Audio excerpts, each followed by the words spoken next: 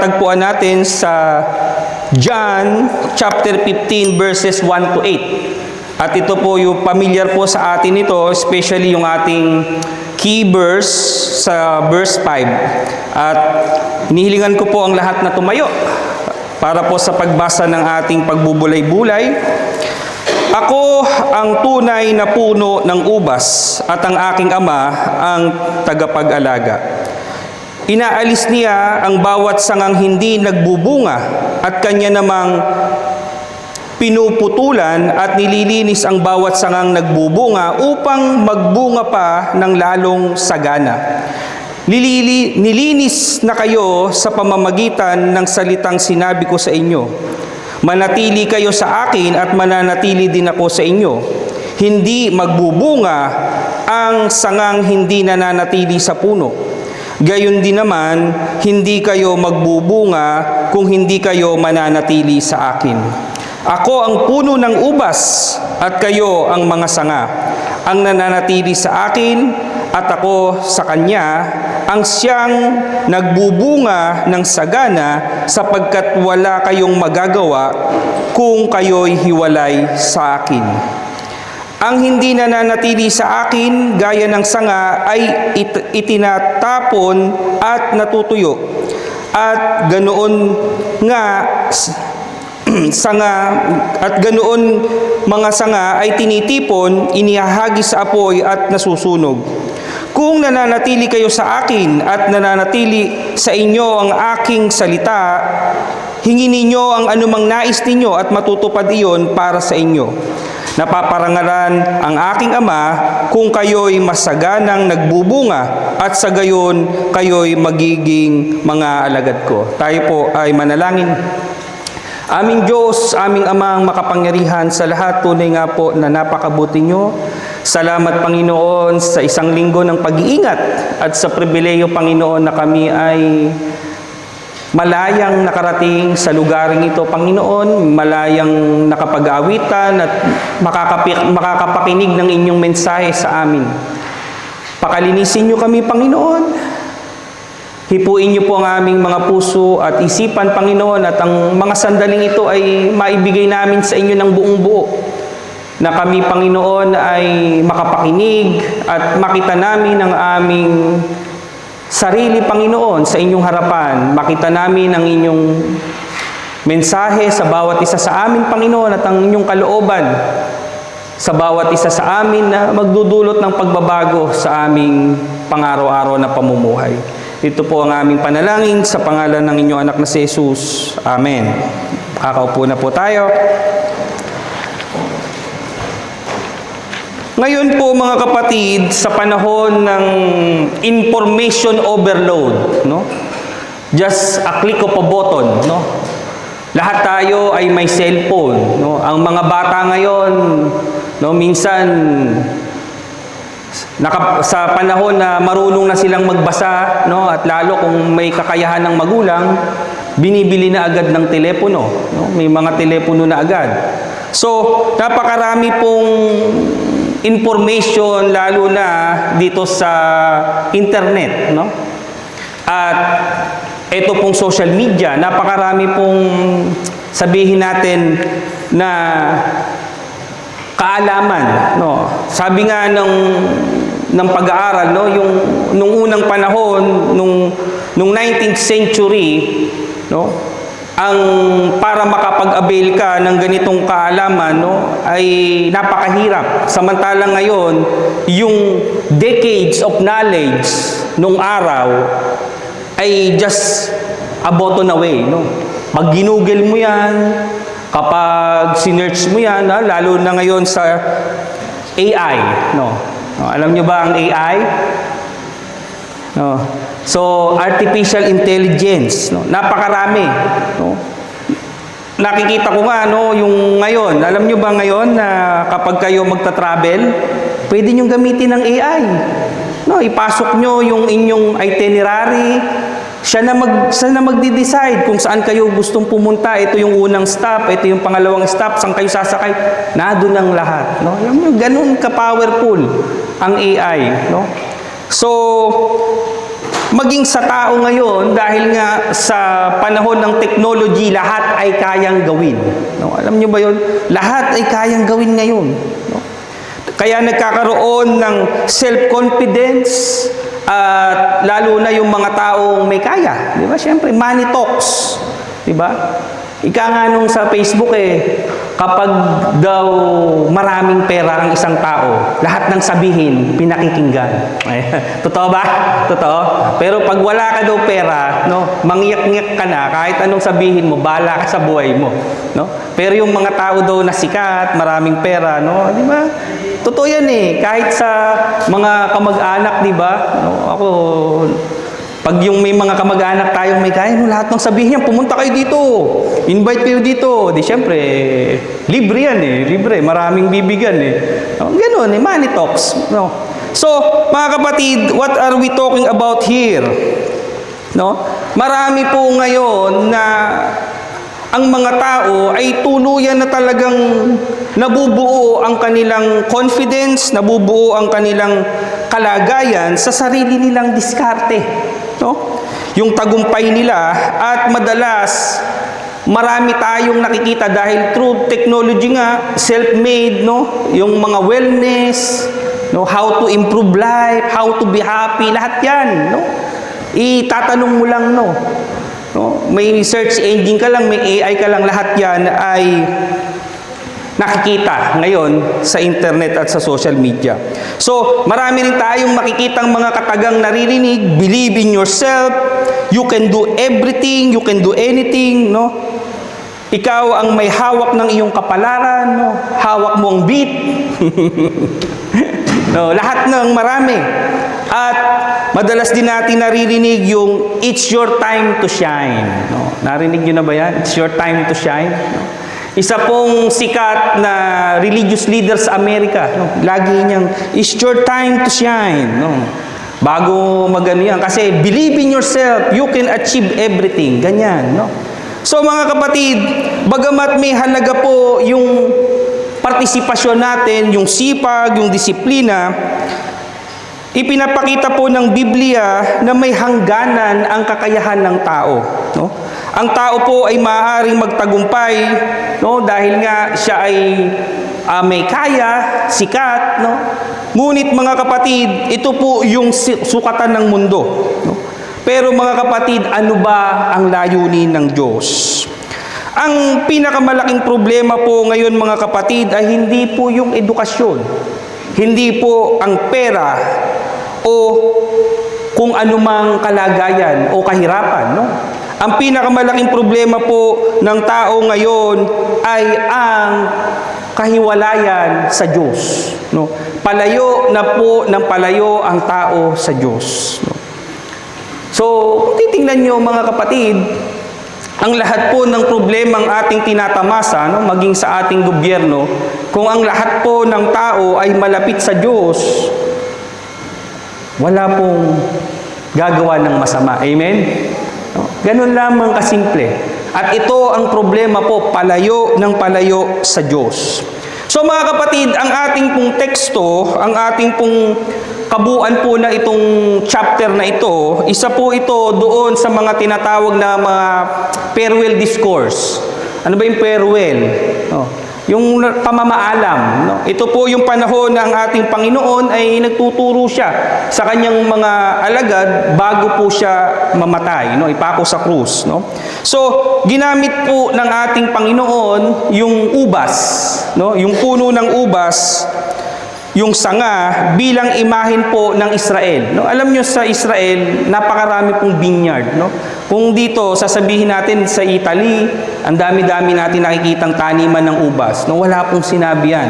No? Nung araw talaga, ang Israel po talaga, sobrang dami talaga ng mga vineyard. At maging ngayon, no? Sana nga po ay tayo ay mabigyan ng pagkakataong makabisit. No? Pagkatapos ng mga kaguluhan. So, Sa kabila po na ang Israel ay laging tinatawag na ubasan, 'di ba? Maraming parable, 'di ba? May parable ng may-ari ng ubasan, manggagawa sa ubasan. So napakarami pong illustration tayong makikita sa Biblia at lagi po itong sinasabi ng ating Panginoon. At ang sabi niya, ako ang tunay na puno ng ubas. No? Gusto pong ipakita ng ating Panginoong Hesus na siya po ang tunay na buhay, siya ang tunay na lakas, kabanalan, at yung bunga. No? Kumbaga sa yung the fruit, kasi po noon, kung nakakapanood kayo ng mga Bible story, even po yung The Chosen or yung David, no, House of David, may mga plug sila na talagang nakikita doon yung ubasan, yung symbol ng grapes. No, kasi ipinapakita doon yung isa na din po kasi yon sa tradisyon na sumisimbolo ito ng prosperity. No? Yung ubas. No? So, mga kapatid, ano po yung mga matututunan natin dito sa mga talatang ito? No, marami po tayo, napakayaman po ng chapter na ito at ng mga verses na ating binasa, ngunit mayroon lamang po tayong 3 puntos na bibigyan ng pansin. At ang una po, ang tao ay walang espiritual na kakayahan kung hiwalay sa Diyos. No? So, espiritual na kakayahan, hindi po natin sinabing physical na kakayahan. Kasi nakikita naman natin ngayon na napakaraming tao ang umaasenso, nagagawa lahat ng gusto nilang gawin. Ang pinopoint po natin is the spiritual capability. No? Ang sabi po doon sa John 15 verse 5, muli po nating basahin, ako ang puno ng ubas at kayo ang mga sanga, ang nananatili sa akin at ako sa kanya, ang siyang nagbubunga ng sagana sapagkat wala kayong magagawa kung kayo'y hiwalay sa akin. No? So yun po yung key natin, wala kayong magagawa kung kayo ay hiwalay sa akin. So ito po ay tumutukoy doon sa ating spiritual value, no? Sa ating spiritual being, no? Sa pag-aaral po ng Biblia at sa marami pong sekta, ito po ay isang debate, no? Laging sinasabi na patay tayo sa kasalanan, no? Wala tayong magagawa dahil tayo ay patay, no? May nagagawa ba ang patay, no? So, ipinapakita po dito na the capacity, no, for us, no, na maligtas sa kasalanan, wala po tayong kakayahan at we are blinded by the truth, no? Pinanganak po tayo mga kapatid na makasalanan, pinanganak po tayo na bulag sa katotohanan at wala po tayong hindi po natin kayang iligtas ang ating sarili, no? That is very clear, no? At even sa ating church, sa ating doctrine, no, in the Methodist Church, no, malinaw po sa atin 'yan, no? Hindi po sapat ang reliyon, hindi sapat ang mabubuting gawa, hindi po sapat ang moralidad. The ultimate and in Christ alone, no? Sa pamamagitan lamang po ng ating Panginoong Hesukristo matatagpuan ang kaligtasan, no? So, kailangan po natin si Jesus. Kailangan po natin ang ating Panginoong Hesukristo. Kaya nga mga kapatid, marami pong mga Kristiyano ang nagsisimula sa biyaya, no? Ang problema nga, sobrang biyaya pa. Narinig niyo na ba yung hyper grace? No? Narinig niyo na ba yung hyper grace? Marami na pong lumalabas na hyper grace, no? Na wala na silang gagawin kasi puro habag na lang yan, no? Kahit nga magsimba, hindi na nila ginagawa, no? Kasi nga sobra na ang kahabagan, ang biyaya ng Diyos sa atin, no? Hindi na natin, wala namang silbi lahat ng ginagawa natin, eh, no? No, minsan nagiging maling aral at maling aplikasyon, no, ang doktrinang ito. Pero nga mga kapatid, ang pinupunto po natin dito, marami po ang nagsisimula ng maayos yung biyaya, no? Pero ang nangyayari ay nagtatangka silang mabuhay sa sarili nilang lakas. No? Kaya nga mga kapatid, as a church, we always promote yung fellowship. No? Hindi yung sa sarili natin. No? Na hindi natin kaya na lumagong mag-isa. No? Lagi po itong may tulong ng ating Panginoong Hesus, ng ating Diyos. Kapag po tayo hiwalay sa panalangin, hiwalay sa salita ng Diyos, hiwalay sa banal na Espiritu, mga kapatid, ay unti-unting natutuyo ang ating espiritual na buhay. Amen? Parang hiwalay na kayo. Hindi nyo yata ako naintindihan. Walang nag-amen. So mga kapatid, napakahalaga po nung ating yung ating pong pagsandig, dahil wala nga po tayong magagawa sa ating sariling kakayahan, mga kapatid. So the question here, brothers and sisters, nakasandal ba ako sa aking kakayahan o sa kapangyarihan ng Diyos? Ito yung tanong sa atin. Nakasandig ba ako sa sarili kong kakayahan o sa kapangyarihan ng Diyos? Point number 2, mga kapatid, ang pananatili kay Kristo ang pinagmumulan ng tunay na bunga. No? So, yung manatili, in verse 4, manatili kayo sa akin at mananatili din ako sa inyo. Hindi magbubunga ang sangang hindi nananatili sa puno. Gayon din naman, hindi kayo magbubunga kung hindi kayo mananatili sa akin. Nakakita na ba kayo ng puno na bunga lang at walang sanga? Diba? Siguro sa palengke, pastor, binebenta. No. Hindi po pwedeng mangyari, no. Yung ang isa nga pong bunga, tanggalin mo ang isang sanga, hiwalay mo dun sa pinakabuno niya, no? Mamamatay at mamamatay, no? So mga kapatid, ang salita pong manatili, no? Yung salitang manatili, hindi po to nangangahulugan ng isang beses lang, no? Ito po ay patuloy na pakikipag-ugnayan, patuloy na pagtitiwala, patuloy na pagsunod, no? Ito ang problema eh. Yung minsan, yung pakikipag-ugnayan, lagi namang ginagawa yan eh. Yung pagtitiwala, ako pastor, talagang, ako sa buhay ko, talagang tiwala ako sa Diyos. Lahat yan, tiwala. No? Yung relasyon, lagi akong nagpe-pray, pastor. Lagi lahat, nagbabasa ako. Lahat, binabasa ko yan. No? Masipag ako. Pero ang tanong, yung pagsunod. No? Ito yung mahirap na gawin, yung pagsunod. No? Kasi yung patuloy na pakikipag-ugnayan, baka maaaring routine. Yung pagtitiwala, kasi syempre blessing yan eh. No? Alam niyo yun? Tayo ay talagang gustong-gusto na natin ng blessing. Sino bang may ayaw ng blessing dito? No? Ayaw niyo ng blessing? Ay, sige, hindi kayo Anong gusto nyo? Suffering lang? Wala rin? No? So, yung blessing kasi automatic eh, no? Kaya yung pagtitiwala, yung ating pakikipag-ugnayan, no? Automatic eh. Pero ang problema natin madalas ay yung pagsunod, no? So, mga kapatid, yung manatili, no? Kasama pong lahat yan, no? Hindi lang yung pagtitiwala, hindi lang yung pakikipag-ugnayan, hindi lang yung malalim na relasyon, higit sa lahat mga kapatid, yung pagsunod. No? Hindi po ito minsang karanasan.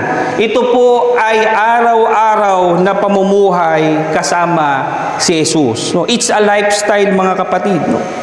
Kaya nga, lagi nating isipin nyo, Christianity is not a one-day event, no? Yung Sunday lang tayo Christian, no? It's a lifestyle, no? Kasi nga mga kapatid, ito ay araw-araw na pamumuhay kasama si Kristo, no?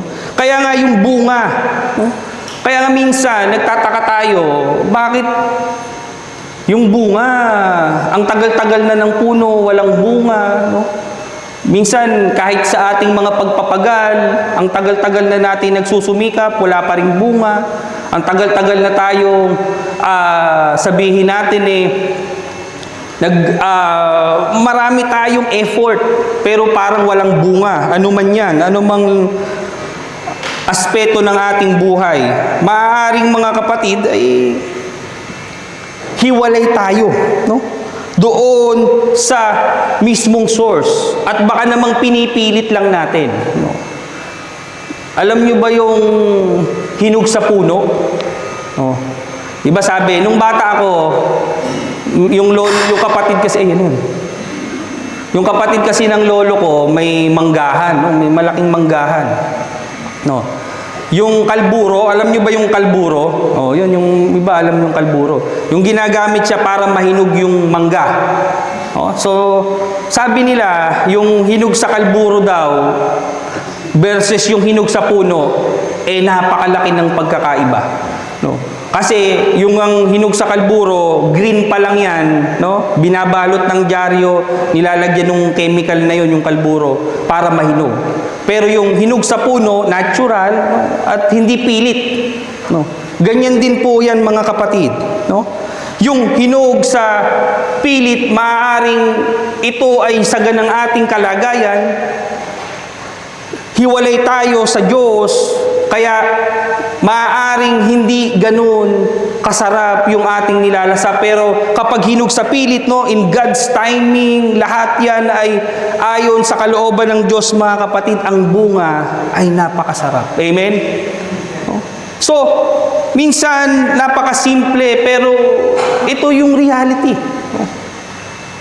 Kaya nga minsan sa ating pagiging mananampalataya ay it's all about basic. No? It's all about basic. So, ganito rin tayo mga kapatid na kung tayo ay hindi namumunga, baka tayo ay hiwalay, no, sa ating Panginoong Hesus.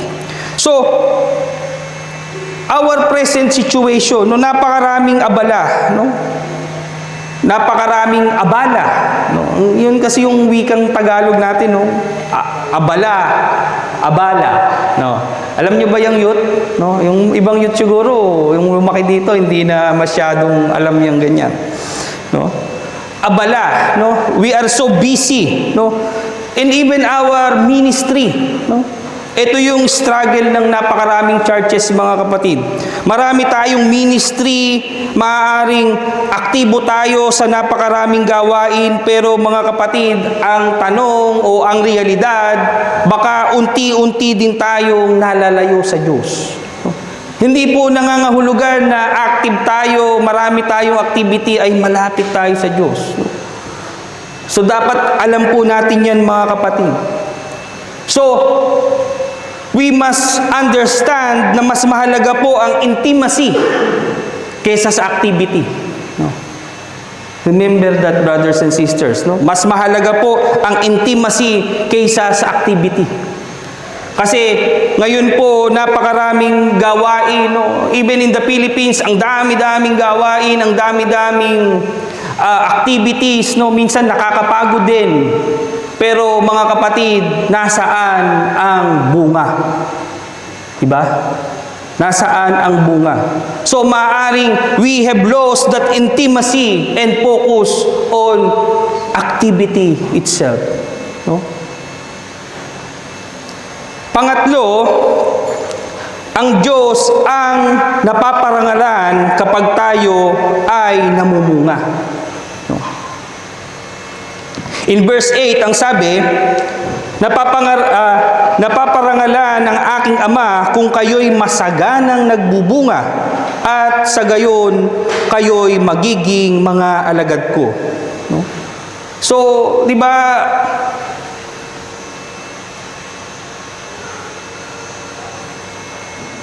napaka sarap isipin, no? Yung pagbunga, no? Kaya nga 'di ba yung kasabihan natin, no, yung puno daw kapag pinupukol kasi maraming bunga, no? Nakakita na ba kayo ng punong pinupukol ng walang bunga? Hindi, no? Kaya pinupukol kasi mabunga, no? Nung ibang-iba talaga nung unang panahon, ano, nung mga kaidaran ko, No, bagamat hindi kami probinsyang-probinsya, nakaranas talaga nung ganun eh. Alam mo yun, yung naglalakad ka lang sa karsada, uy, may puno ng alatris, may puno ng kung ano mang puno yan. No, siniguelas, nung araw may siniguelas pa eh. No, yung mga bata siguro ngayon hindi na alam kung ano yung puno ng siniguelas, no. Kamyas, no. Pupukulin mo yan. No, pinupukul namin yan, no. Kasi nga mabunga, no. Tapos tatawanan ka lang ng may-ari, no, hindi na nagagalit. Eh ngayon, babariling ka eh. Pag may kinuha ka sa bakuran, babariling ka. Nung araw, napaka ng tao, no, napakasimple noon, no. Ngayon eh magtalo lang kayo sa karsada. Kung hindi may baong tubo yan, may baong baril na, babariling ka na lang, no. Kaya ito kasi yung nakikita natin na patuloy na paglayo, no? Paglayo natin ng tao sa Diyos, no? Pero mga kapatid, as we talk about these fruits, no? Yung pagbunga, ito yung ebidensya, no? Ito yung ebidensya at dito po nalulugod, no? Dito nalulugod at napaparangalan natin ng Diyos. So mga kapatid, ang layunin po ng buhay Kristiyano ay hindi yung sariling tagumpay. No? Ang layunin po natin ay makapagbigay ng kaluwalhatian sa Diyos. Amen? The goal is to glorify God. No? Kaya nga 'di ba, in everything we do, 'di ba? Nasaan man tayo, yun po yung goal eh. No? Kaya nga kahit sa pang-araw-araw nating kalagayan, no? Sinusukat tayo sa ating bunga. 'Di ba? Sa atin pong pagiging mananampalataya, taglay ba natin yung fruit of the Spirit? Pastor, ano yung fruit of the Spirit? Ilan ang fruit of the Spirit? Ha? Ilan? 7? 9. Yung asawa ko, kinulang pa ng 2.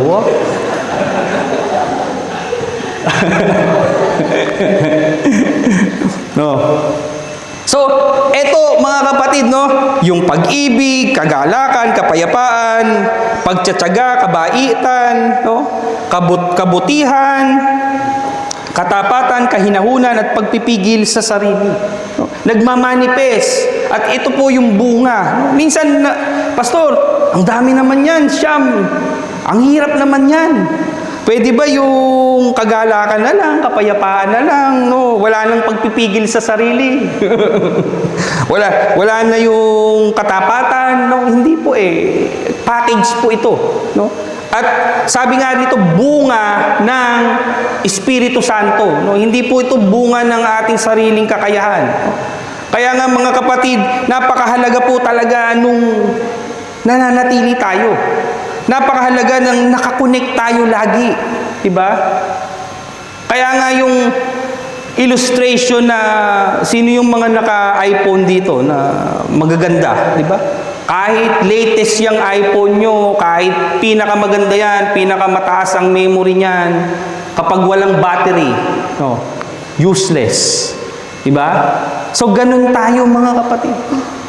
Dapat nakikita natin yung connectivity, nakikita natin na wala talaga tayong magagawa, no, apart from God. And even the fruits, no, yung pagbubunga, hindi po tayo ma-achieve, no? Hindi po natin to kaya na magbunga, na magkaroon ng fruit of the Spirit kung tayo lamang po. No?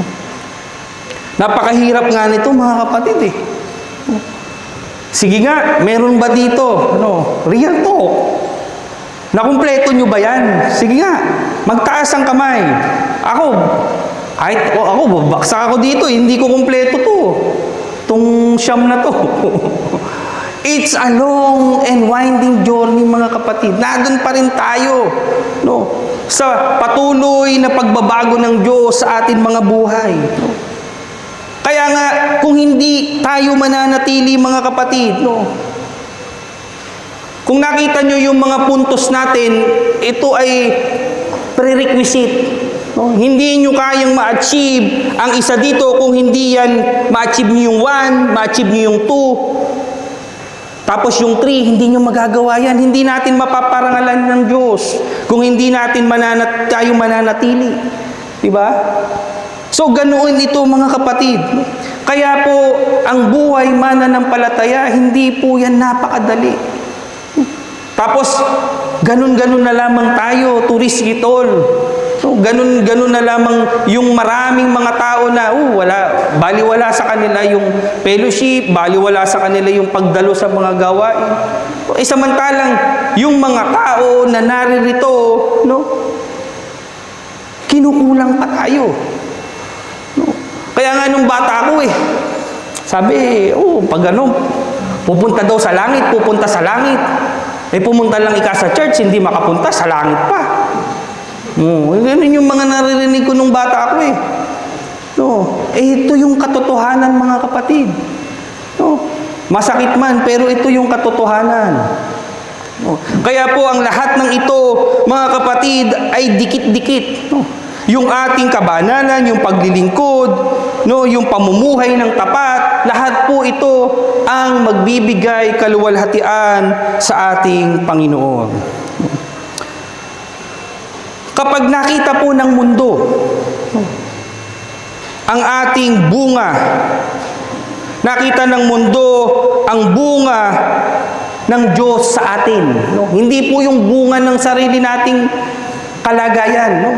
Kasi lahat po lahat nga nagagawa nga nila apart from God, sinasabi nila they can achieve everything. Pero mga kapatid, kung ang mga taong nasa mundo makikita ang bunga na gawa ng Diyos sa ating mga buhay, mapupurihan ang Diyos. Amen?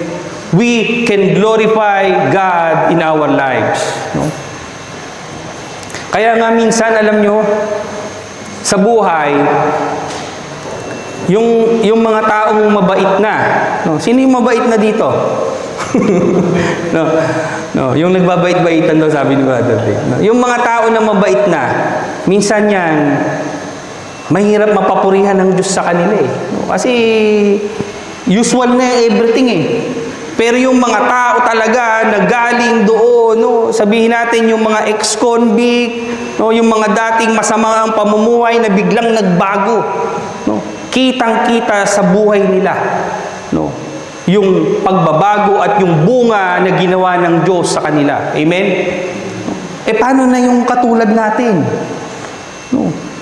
Diba? Parang ang hirap Pastor, kasi usual ko nang ginagawa ito Paano pa makikita ito?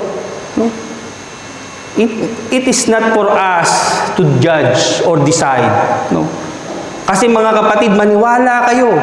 Kung magpapatuloy tayo, patuloy tayong naglilingkod, yung katapatan natin, yung patuloy na intimacy natin sa Diyos, mga kapatid, nakikita yan. Makikita at makikita yan ng taong nakapaligid sa atin. So mga kapatid, sa ating makabagong mundo ngayon, especially in the social media age, maaaring yung ilan sa atin maraming followers. Sino yung maraming followers dito? Maaaring kayo ay active sa social media. Mahalaga sa inyo yung marami kayong followers, marami nagla-like, at may nag-viral na ba sa atin?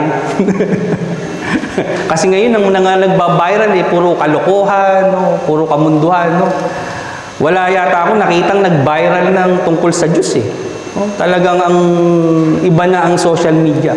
But the point here, brothers and sisters, hindi tayo kumukuha ng atensyon sa tao. It doesn't matter kung marami tayong share, marami tayong likes, marami tayong followers. The point here, mga kapatid, at yung goal natin, naluluwalhati ba ang Diyos sa buhay natin? Naluluwalhati ba ang Diyos sa buhay natin? So, mga kapatid, as this message give us our own reflection, yung ating pagbubulay-bulay dito, mga kapatid, napakarami pong nagtitiwala na sa artificial intelligence, sa technology, at lalong higit sa kayamanan, no? Sa edukasyon, sa impluwensya, sa sariling kakayahan. Pero mga kapatid, lahat ng ito ay maaaring kapaki-pakinabang, ngunit lahat po ito ay pansamantala lamang. At higit sa lahat, hindi po nito kayang baguhin ang pusong makasalanan. No? Hindi po kayang magbigay ito ng kapatawaran. Hindi po kayang magbigay ng buhay na walang hanggan. O lumikha ng tunay na kabanalan. Mga kapatid, ang teknolohiya po ay kayang gawin na madali ang buhay. Di ba? Yun naman ang goal ng technology, di ba? Life's easy. O, kahit sa aming mga nagpipreach, no? Meron pa nga akong isang professor ngayon, no? Tinuturuan, nagpo-promote siya ng AI, no? In the ministry to help the church, no? In pastoring, in preaching, in teaching, no? Tapos may mga guidelines, no? Totoo naman po yun, mga kapatid, no? Na ang teknolohiya ay napapadali ang gawain, napapadali ang buhay, no?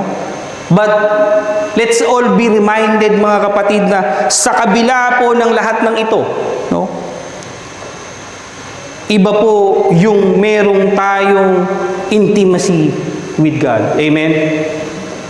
Iba pa rin yung tayo ay nakadikit, no, nakasandal, nakaangkla, no, sa Diyos.